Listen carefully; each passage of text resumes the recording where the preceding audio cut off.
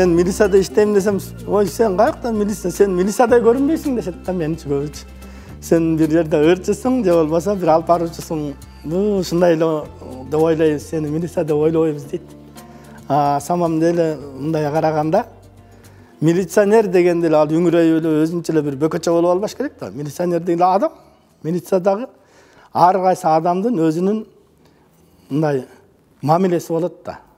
Адамга болгон мамиле. Кээ бирлери өңү канчалык жаман болсо да мамилеси менен жакшы болуп кетет. Адамдар менен жакшы сүйлөшүп. Кээ бирлери жаркырап жайнап сүйлөшүп кетет, өзү жаман болсо дагы.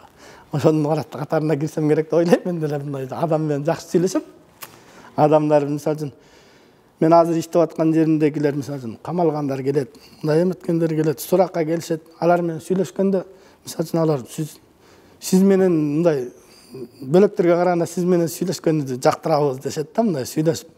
Музыка бул ар бир адамдын көңүлүндөгү нерсе, бул адамга жардам берет эс алганга.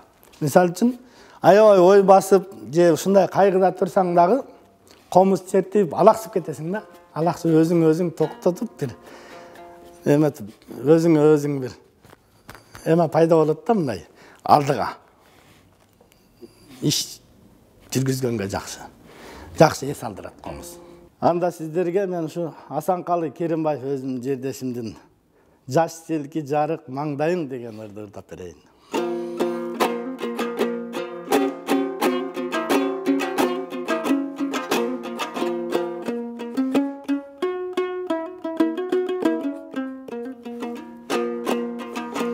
Жаш селки жарык манайың, жаныңдан ай чыкпай мардайым эй. Карагым келет кайталап сени, карегим айталып калмайын. Карагым келет кайталап сени, карегим айталып калмайын.